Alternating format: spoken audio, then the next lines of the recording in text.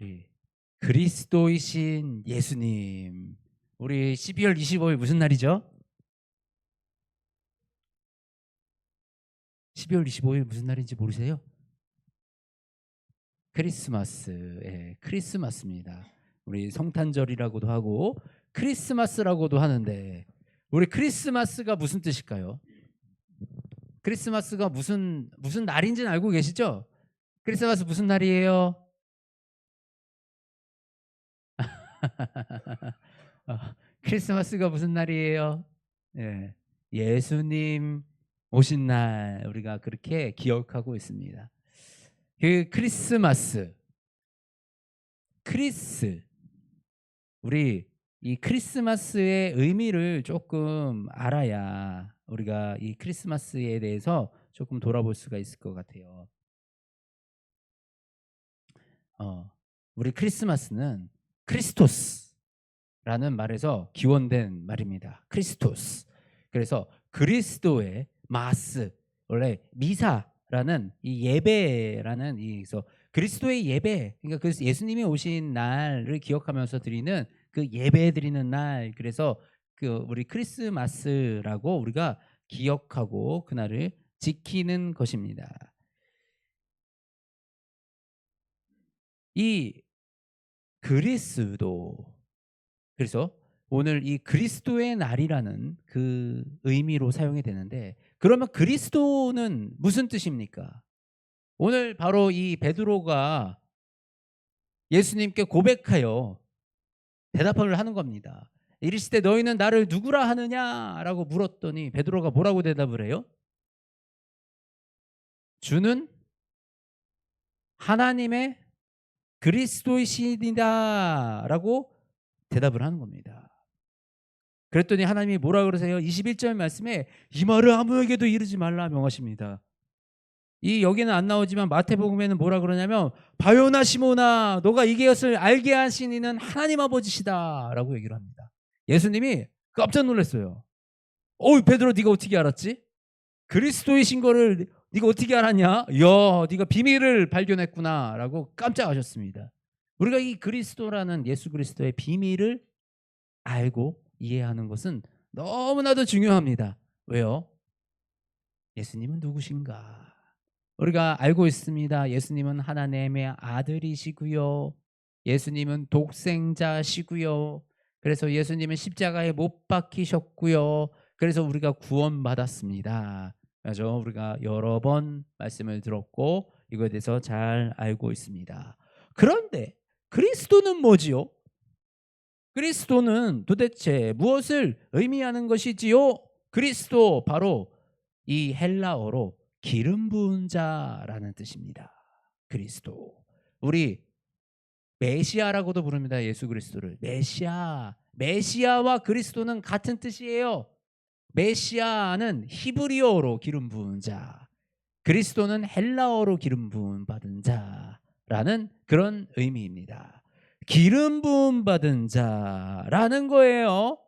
자, 기름 부은 자. 그러면 이 기름 부은 자가 누굽니까? 우리가 기름 부은 자가 어떤 의미인지를 알아야 예수님이 이런 역할들을 하시는구나라는 것을 우리가 좀 알 수가 있어요. 그래서 오늘 우리가 이 기름 부은 자들에 대해서 한번 살펴보도록 하는 그 시간을 가져보도록 하겠습니다. 우리 기름 부은 자 하면 제일 기억나는 사람 성경에서 누구죠? 다윗 왕이에요, 사실. 다윗 왕. 누구나 그 왕이 될 때 이 왕의 머리에 이렇게 기름을 붓습니다. 이것은 영화에서도 많이 나오죠. 영화에서도 왕들이 뭐 이렇게 후계자를 딱 세울 때 머리에 싹 기름을 붓는 이런 장면들이 많이 연출이 됩니다. 이 기름 붓는다라는 거는 왕을 세울 때, 바로 다윗이 왕이 될 때 사무엘이 그 다윗의 머리에다가 기름을 세웠습니다. 사실 다윗이 왕이 될 때가 아니고 왕으로 점 찍었을 때, 그때에 이 다윗의 머리에 이렇게 기름을 부었습니다.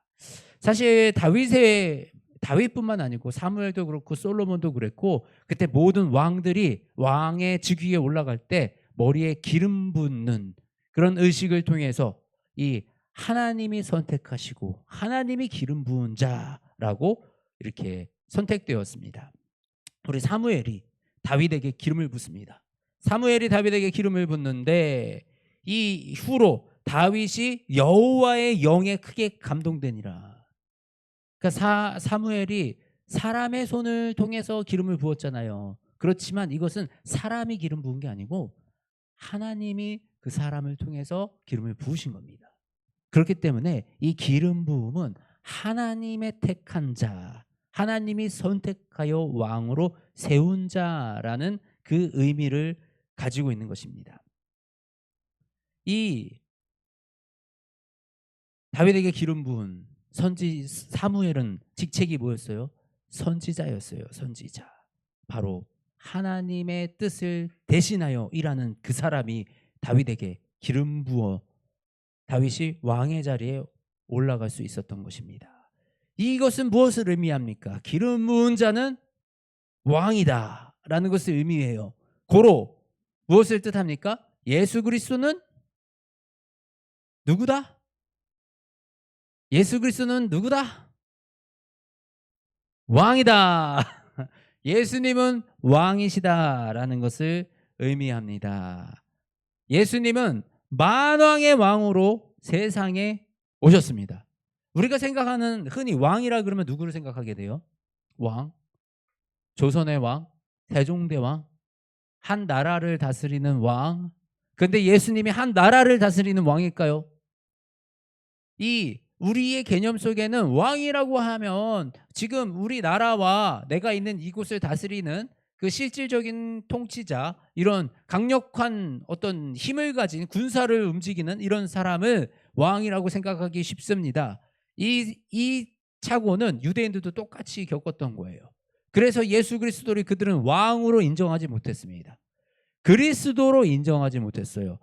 구약 성경에 보면 그리스도에 대한 예표가 너무나도 정확하게 나와 있고, 그 이분이 바로 예수님이 그 메시아다, 이분이 바로 그 기름 부은 자다라는 그 증거들이 너무나도 차고 넘치는데도 불구하고 유대인들은 그것을 보기 원치 않았습니다. 왜요? 유대인들은 강력한 왕, 아주 힘있고 우리를 로마의 이 소나기로부터 벗어나게 해줄 아주 파워풀한 왕을 기다렸거든요. 그런데 예수님은 그런 왕이 아니셨습니다. 그런데 예수님은 어떤 왕이세요? 만왕의 왕이시다라고 말씀을 하시는 겁니다. 우리 요한복음 말씀에 이렇게 돼 있어요. 예수께서 대답하시되 내 나라는 이 세상에 속한 것이 아니라 만일 내 나라가 이 세상에 속한 것이었더라면 내 종들이 싸워 나로 유대인들에게 넘겨지지 않게 하였으리라. 이제 내 나라는 여기에 속한 것이 아니니라. 내 나라가 여기에 속하지 않았대요. 예수님의 나라는 여기에 속하지 않았대요. 그렇다고 예수님의 나라는 그러면 저 멀리 딴 데 우리가 없는 그곳에 있느냐? 그것은 아니에요. 그거는 예수님의 나라는 우리가 속해 있는 이 나라보다 더 큰 나라, 우리가 있는 이 현실보다 더 큰 이 온 세상을 다스리는 왕이시다라는 겁니다. 예수님은 죽음 이후까지 다스리시는, 사실 모든 왕은 죽고 나면 끝이에요. 우리 역사 속에 보면 망나니 같은 왕들도 있어요. 그런 왕들은 얼마나 비참한 최후를 맞이합니까? 모든 인간은 최후를 맞이하게 돼 있어요. 그리고 그 끝은 비참하기 마련입니다.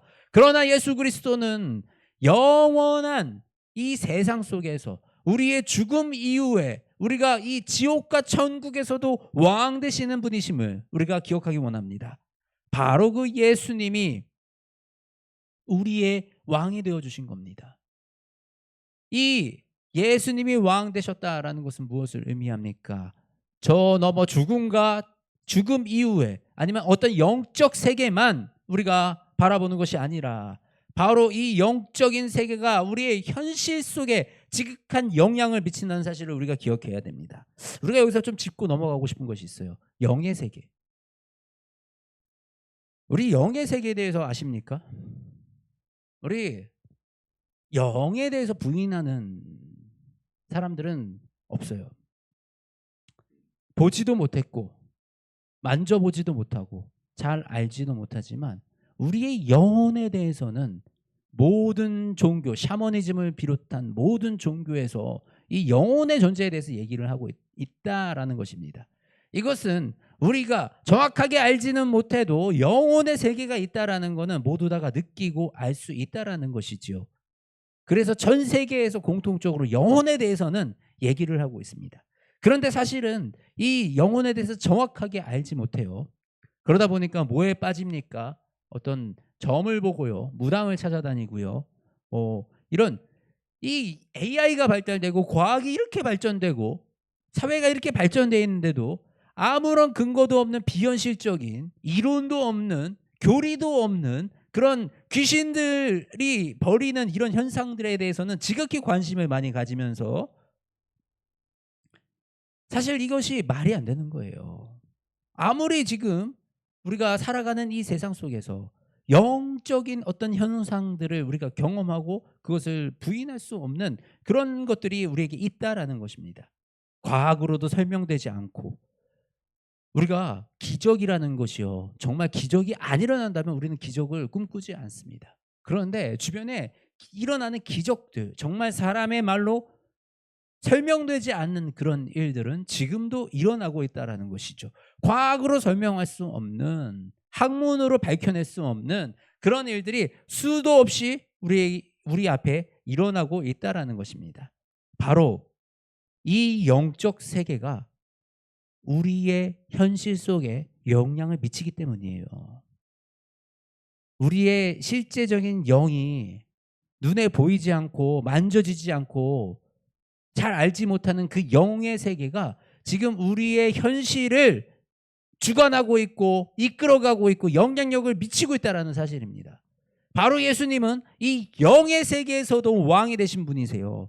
그래서 이 예수님이 우리를 이 세상, 우리가 있는 이 세상을 다스리는 방식은 바로 이 영으로, 우리에게 바로 이 영을 부어주셔서 우리의 영으로 말미암아 이 세상에 예수 그리스도의 권세와 권능을 드러내시는 방식으로 지금 일하고 계신다라는 것입니다. 이것이 바로 예수 그리스도가 우리 안에서 왕이 되시는, 역사하시는 일의 방식인 것이에요. 영의 세계와 우리의 현실 세계는 동떨어져 있는 것이 아니라는 그 사실을 우리가 기억하기 원합니다. 그리고 그 영의 세계에 대해서 어떤 종교보다도 체계적으로, 구체적으로, 그리고 시작부터 끝까지 기록이 되어 있는 종교는 기독교밖에 없어요. 이렇게 설명해낼 수 있는 이 논리적인 영의 세계에서 논리적으로 해석이 되는 것은 오직 성경에서 하나님의 가르침 안에서만 가능한 것이기 때문입니다.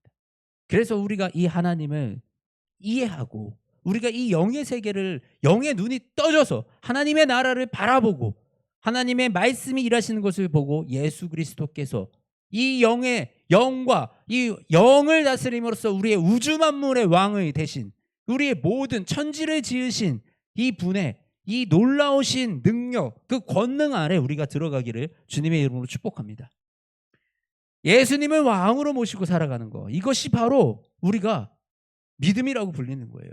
예수 그리스도의 백성이 되는 거. 예수 그리스도의 백성이 되면 예수님께서 성령님을 우리에게 보내주셔서 우리가 성령의 사람으로 예수의 그 권능으로 살아가게 만들어 주신다. 이것이 바로 믿음의 핵심인 것입니다. 그리고 우리 기름 부은 사람들, 누가 기름 부음 받았느냐? 우리가 이제 왕이 기름 부음을 받았어요. 근데 이제 왕만 기름 부음 받았냐? 아닙니다. 또 기름 부음 받은 사람이 있어요. 누구죠? 선지자. 우리 선지자 엘리사가 이 기름 부음을 받았습니다. 엘리사가 누구냐? 선지자 엘리야의 후계자예요. 선지자 엘리야가 누구냐? 우리 병거 타고 하늘로 올라간 하나님이 굉장히 아끼고 사랑한 그 선지자가 있습니다.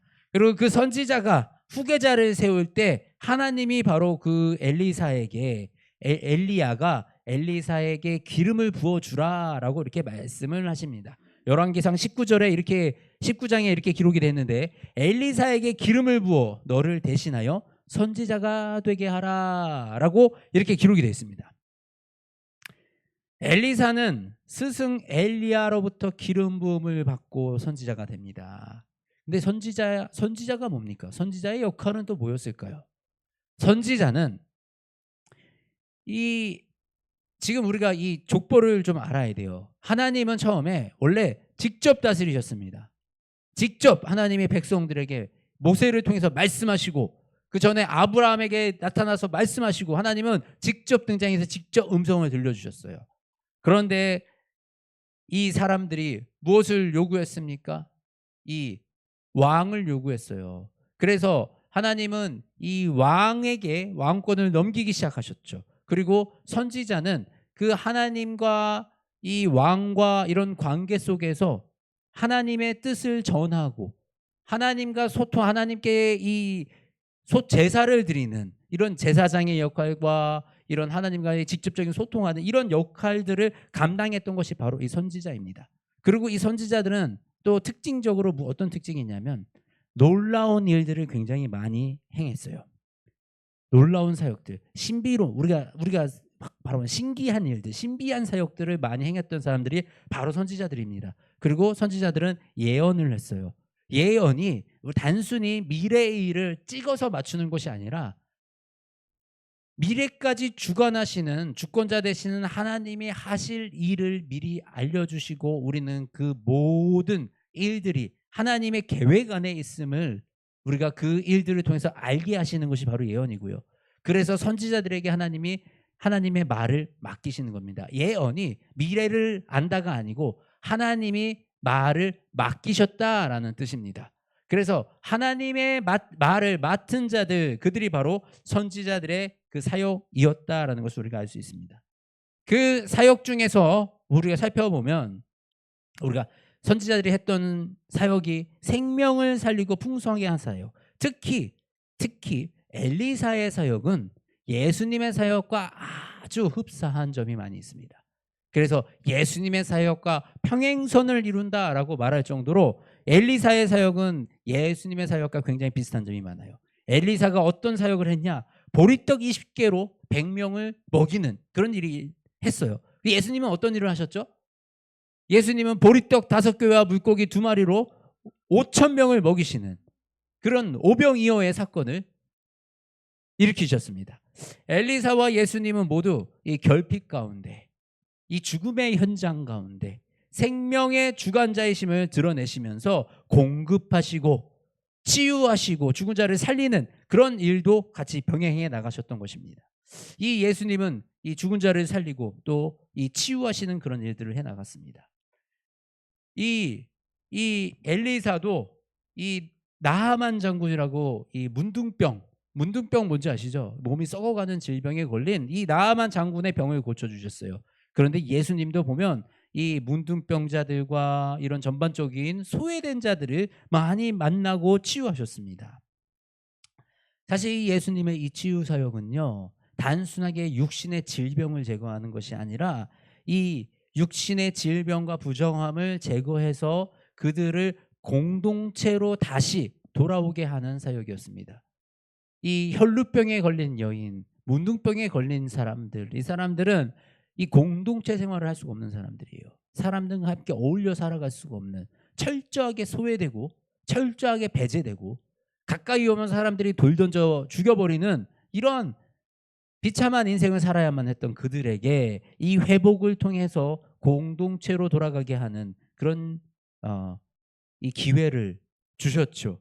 그리고 또 이 엘리사와 예수님의 공동적으로 이 사역 가운데 죽은 자들을 살리는 사역을 하셨습니다. 이 엘리사는 수넴 여인의 죽은 아들을 살려냈고 우리 예수님은 우리가 잘 아는 나사로도 살리셨고 회당장의 딸 야이로의 딸도 살리셨고 나인성 과부의 딸도 살리는 그런 이 과부의 아들을 살리는 그런 이제 이 죽은 자를 살리는 일을 하셨습니다. 이 사망의 권세 또한 우리 예수 그리스도의 안에 있다. 바로 이 하나님 안에 이 우리의 죽음의 권세까지 다 통치하시는 분이 하나님이시다라는 사실을 우리가 이 선지자와 예수님의 사역을 통해서 우리가 바라볼 수가 있는 것입니다. 그리고 이 아까 말씀드렸듯이 이 예수님과 이 엘리사의 사역의 공통점은 이 소외된 자들을 그리고 이 기득권보다는 소외되지고 과부들, 병든 자들, 가난한 자들에게 관심을 보였다라는 것입니다. 바로 이 엘리사가 또 예수님과 굉장히 흡사한 게 제자들을 양육하고 그 제자들과 함께 이런 가난한 자들을 돌보았다라는 거. 이런 점에서 아주 예수 그리스도의 사역과 같은 이런 모습을 계속해서 보여줍니다. 그리고 이 둘은 영적 세계를 드러내는 이 통찰력을 보여줍니다. 엘리사가 이 군대들이 쳐들어왔을 때 이 불거와 이 불병과 불말들이 우리를 둘러싸고 있다. 그러니 겁먹을 거 없다. 그리고 영의 눈을 떠가지고 그것을 보게 했듯이 이 예수님도 하나님의 나라를 선포하시면서 이 예수님이 겟세마네 동산에서 예수님이 잡혀가실 때 그때 12군단보다 더 되는 천사를 예수님이 부를 수 있다. 그러니까 사실 힘이 없고 권능이 없어서 잡혀가고 십자가에 못 박히는 것이 아니라 이 실질적으로 영적인 그만한 권위와 우리가 영적인 이런 능력이 있다라는 것을 드러내서 보여주셨습니다. 이렇게 이런 선지자들은 아주 특징적으로 이 기적들, 병을 고치고 죽은 자를 살리고 뭐 바다를 가르고 물을 가르고 이런 기적들, 뭐 소금으로 물을 깨끗하게 정화시키고 이런 기적들을 계속해서 이어나갑니다. 예수님도 이 땅에 오셔서 수많은 기적들을 우리에게 행하셔서 보여주셨습니다. 이게 무엇을 위한 것일까요? 단순히 아픈 사람이 병 걸렸는데 그거를 고쳐주기 위해서 그냥 단순히 치료하시는 것이 목적이 아니에요.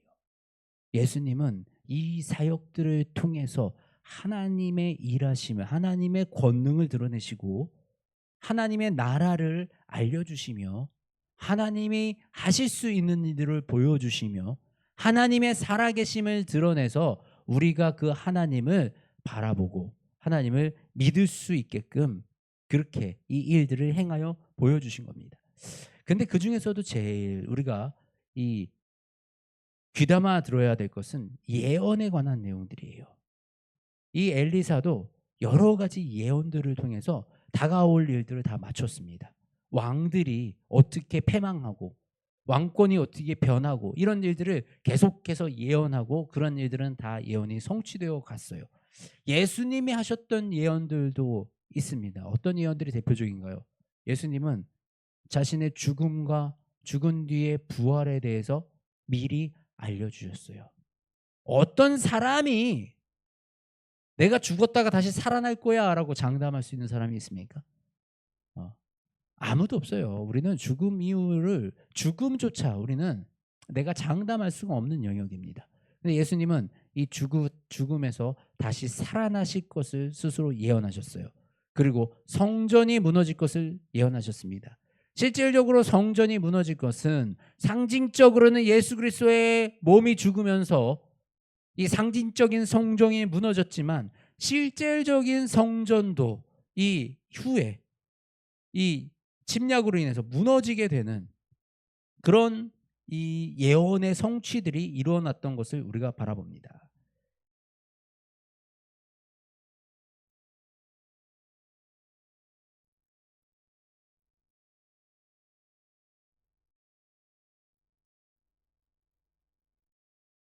우리 요한복음 14장 말씀입니다. 내가 아버지께 구하겠으나니 그가 또 다른 보혜사를 너에게 주사 영원토록 너희와 함께 있게 하리니. 우리 이 요한복음 14장 16절 말씀 바로 예수님께서 성령님이 우리에게 오실 것을 두고 하신 말씀입니다. 그래서 그 진리의 영이 세상은 능히 그를 받지 못하니 이는 그를 보지도 못하고 알지도 못함이라. 그러나 너희는 그를 아나니 그는 너희와 함께 하시며 너희 속에 계시겠습니다. 바로 우리 안에 성령님이 와서 계실 것을 말씀하고 계십니다. 그러면서 예수님께서 약속하신 그 예언이 있어요. 어떤 말이에요?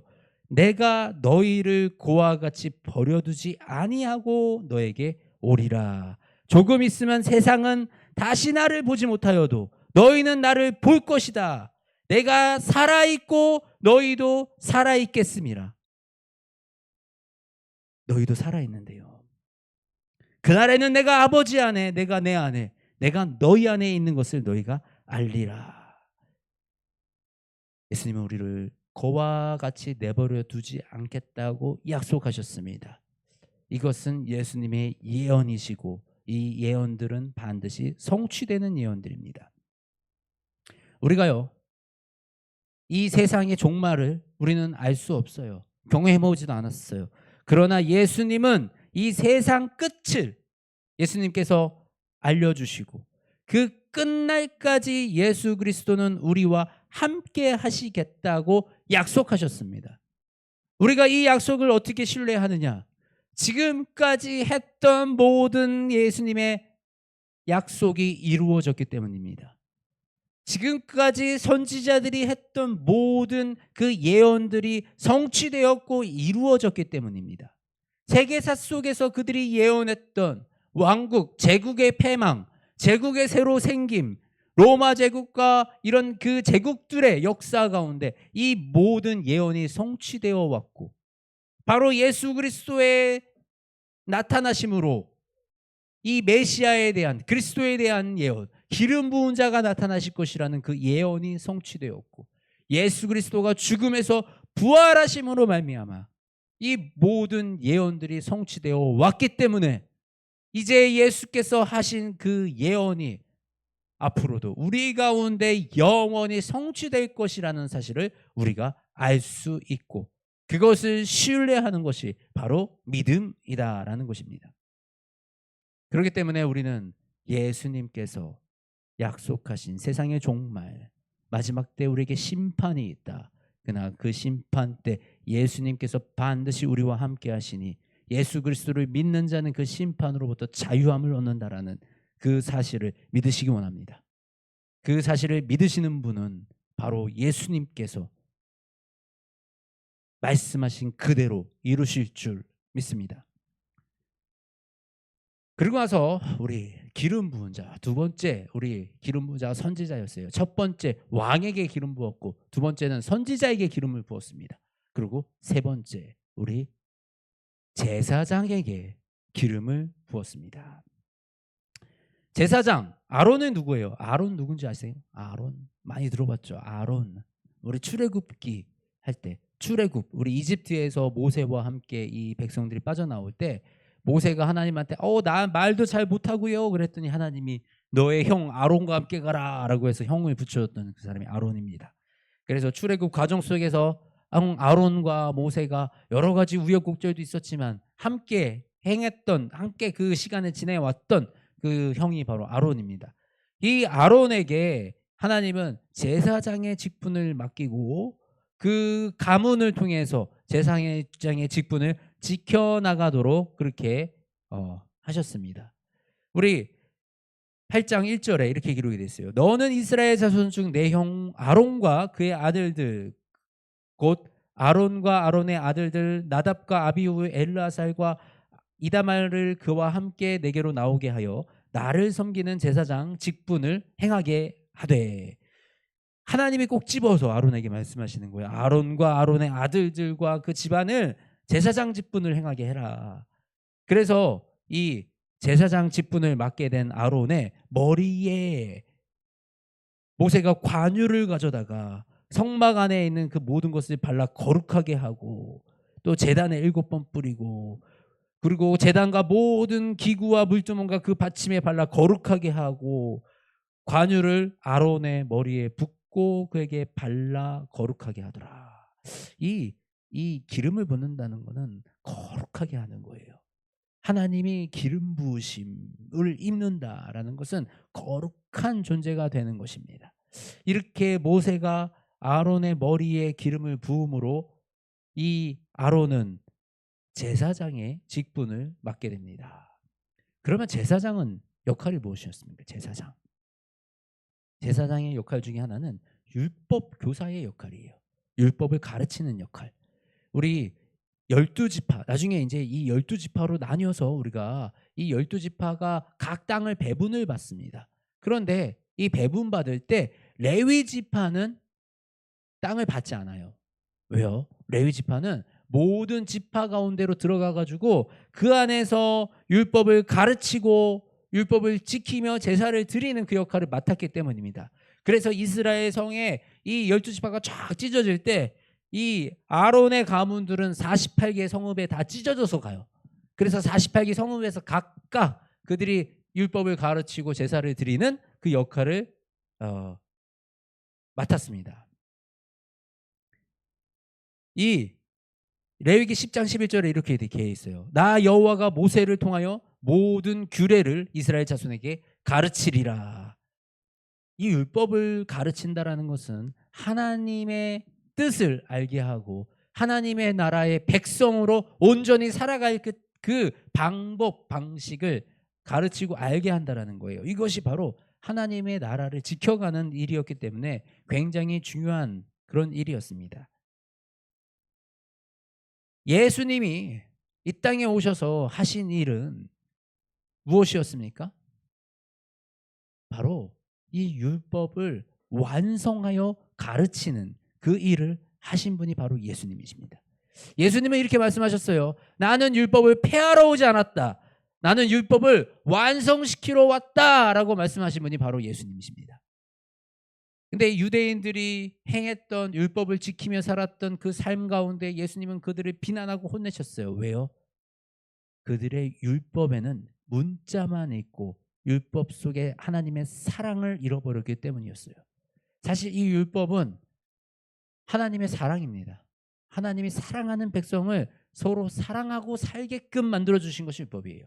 그 안에서 서로 미워하지 말고 너희끼리 잘 행복하게 잘 살아라라고 하신 그 약속이 율법이었는데 이 율법을 문자적으로 해석한 유대인들이 어떻게 만들었어요? 이들을 그 율법을 가지고 계급을 만들었어요. 내가 높은 사람, 넌 낮은 사람. 그러니까 난 너를 심판하는 사람. 너는 잘못했어. 나는 이런 경건한 삶을 살아 라고 해서 교만과 이런 것들이 씌워지고 이 사람들을 비난하고 정죄하는 이런 모습의 율법으로 갔기 때문에 예수 그리스도는 율법이 그런 것이 아니다. 율법은 하나님의 사랑으로 하나님이 그 백성들을 너무나도 사랑해서 그 백성들을 어떻게 좀 구해볼까, 어떻게 좀 이들을 살려볼까라는 그 마음에서 만든 것이 율법인데 너희들이 그 하나님의 마음은 있고 문자만 남겼구나 라고 혼내신 것입니다. 그러면서 예수님은 바로 이 하나님의 사랑으로 율법을 완성시키신 거예요. 사랑이 없는 율법은 너무나도 무겁고요, 너무나도 힘들어요. 그리고 그것은 바로 우리 외식하는 것과 이 자만과 교만을 불러일으켜서 결국 하나님 앞에 범죄하게 만든다라는 사실입니다. 우리가 저와 여러분이 하나님의 이 율법, 사랑의 율법 안에 쓰여지는 이 삶을 살아가기 원합니다. 우리는 율법을 지키고 살아가야 돼요. 하나님의 백성으로서의 도리를 갖추고 살아가야 돼요. 그런데 우리의 율법은 사랑의 율법입니다.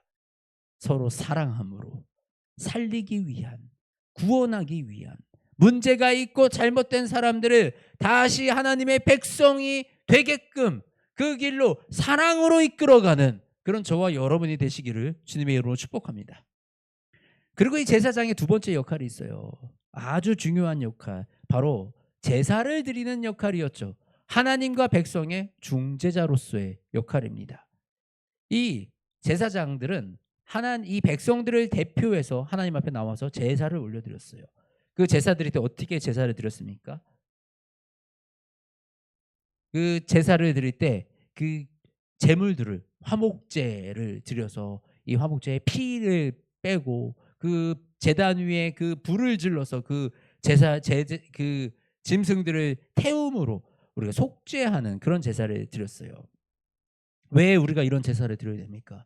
바로 우리 과거에 있었던 내가 알지도 못하는 조상의 죄, 바로 우리 아담과 하와로부터 시작된 그 죄성이 우리에 흘러내리기 때문에 우리가 이 하나님 앞에서 제대로 설 수 없는 존재가 되어버렸다는 것입니다. 그리고 그 피를 타고 흐르는 죄성은 자꾸만 우리를 죄의 자리로 불러간다는 것이죠. 그렇기 때문에 우리가 이 죄를 끊어버리고 온전히 하나님 앞에 쓰지 못한다면 우리는 하나님 앞에서 온전한 사람으로 세워질 수가 없다라는 사실입니다. 그렇기 때문에 우리는 하나님과 관계 속에서 반드시 이 죄를 해결해야 되는데, 이 죄를 해결하기 위해서 이 제물을, 화목제를 드림으로 우리가 이 제사를 드렸다라는 것입니다. 그런데 예수님께서 친히 자신이 이 제물이 되신 거예요. 예수님은 친히 제물이 되셔서 단번에 이 영원한 죄로부터 우리가 자유로워지도록 예수님께서 만드셨다라는 것입니다. 예수님이 이 땅에 오신 가장 주된 목적이 바로 이 제사장의 직분을 감당하기 위해서 오신 것입니다. 예수님이 십자가에 못 박히심으로 이제는 더 이상 우리는 염소와 양을 하나님께 올려드리는 이런 제사, 번제를 드리지 아니하고, 예수님이 단번에 내가 제물이 되어 그 거룩한 피를 흘리심으로 모든 죄를 단번에 사하셨다, 영원한 속죄를 이루셨다라는 사실을 우리가 기억해야 되는 것입니다. 우리 오늘 이 기름 부은 자의 세 가지 직분에 대해서 우리가 한번 살펴봤어요. 어떤 직분이 있었죠? 왕의 직분이 있었고, 선지자의 직분이 있었고, 제사장의 직분이 있었습니다. 이 예수 그리스도가 우리에게 오신 이 성탄절, 이 크리스마스, 이 사건은 바로 우리에게 왕이 오신 사건이에요. 왕이 오셨다는 것은 바로 우리의 현실이 해결되었다는 것입니다. 너희가 먹고 사는 문제, 우리가 이 세상을 살아가는 이 모든 어려움들, 그리고 우리 현실 속에서 허덕이는 우리의 질병과 이런 고통 가운데 예수께서 오셔서 우리의 현실을 책임져 주시겠다고 말씀을 하고 계시는 것입니다. 바로 예수님이 왕이 되신 그 삶은 추상적인 삶이 아니라 우리의 현실 속의 삶이라는 사실입니다. 그리고 예수님은 그 현실을 책임지시고 이끌어 가신다라고 약속을 하고 계시는 것입니다. 그리고 예수님이 오신 그 사건의 이 의미는 바로 우리 제사장이 되어 주셔서 우리의 과거를 해결해 주시는 것입니다. 내 과거에 내가 알지도 못하는 그 죄로 인하여 깨어진 하나님과의 관계를 해결하시고, 태초에 우리 조상 가운데 태초에 지은 그 죄까지 사하여 주신 그 예수 그리스도는 이제는 내가 어제 일어난 우리의 모든 과거, 내가 돌이킬 수 없는 그 과거에 일어난 모든 문제도 예수 그리스도께서 담당하여 해결하여 주셔서 더 이상 우리가 이제 과거에 매이지 아니하고 하나님 나라에 매여 살아가는 백성으로 살아갈 수 있게끔 우리에게 자유를 허락하셨다라는 것입니다. 더 이상 우리는 과거에 매인 사람들이 아니에요. 과거의 상처와 과거에 나에게 생긴 문제들과 과거의 나의 아픔들과 우리의 이런 모든 문제로부터 자유하시기 원합니다. 예수님은 우리를 자유하게 하기 위하여 이 땅에 오셨다라는 사실입니다. 그리고 예수님은 우리에게 불확실한 미래, 죽음 이후까지 내가 알지 못하는 그 세상, 바로 죽음 이후의 세상과 내가 앞으로 알지 못할 일어날 일들에 대해서까지 예수님은 책임지셔서 바로 우리의 미래에 대해서 예수님은 책임을 지셨다라는 것입니다. 지시겠다가 아니고요, 지실 거야가 아니고 예수님이 책임을 지셨습니다. 예수님의 십자가 사건은 단번에 우리를 그 십자가 안에서 그 예수님의 보혈의 피로 말미암아 우리가 더 이상 이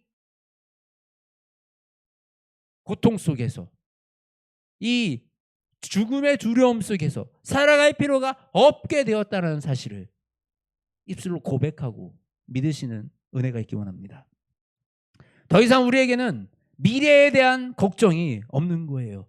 죽음에 대한 걱정이 없어요. 죽어서 지옥 갈까 봐 걱정할 필요 없어요. 예수 그리스도를 믿기만 하면, 예수 그리스도를 믿으면, 예수 그리스도의 온전한 백성이 되면 우리는 예수 그리스도가 우리를 끝까지 붙잡아서 천국에 데려가시겠다라고 말씀하시는 것이 바로 예수님의 약속이기 때문입니다. 예수님을 믿는 것은요, 바로 우리의 과거와 현재와 미래가 모두 해결되는 사건입니다. 더 이상 우리는 세상의 문제와 어떤 어려움에 끼역끼역대고 살아가는 것이 아니라 이 모든 것을 해결하신 예수 그리스도의 그 사랑 안에 거하게 되는 것, 이것이 바로 우리가 예수 그리스도가 우리에게 오신 그 사건의 참 의미이다라는 것입니다. 그렇기 때문에 우리가 그리스도가 오신 것을 기뻐하는 거예요. 그렇기 때문에 우리가 그리스도가 오신 것에 대해서 감사하는 거예요. 나의 과거의 문제와 내가 돌이킬 수 없는 나의 실수와 과거의 아픔들로부터 자유하게 하시며, 나의 지금 이 현상 속에서 내가 내 힘으로 살아가기 어려운 이 현실 속에서 살아갈 힘을 주시고 지혜를 주시고 능력을 넣어주시며, 또 내가 앞으로 나아갈 미래 속에서 우리에게 구원을 약속하여 주셨기 때문에 더 이상 우리는 이 땅에서 두려워할 것도 걱정할 것도 없이 예수 그리스도를 믿고 살아가라고 예수님께서 말씀하고 계시는 것입니다. 저와 여러분이 이 예수님을 우리의 참 구세주로, 우리의 왕으로, 하나님의 그리스도로 고백하는 은혜가 있기 원합니다.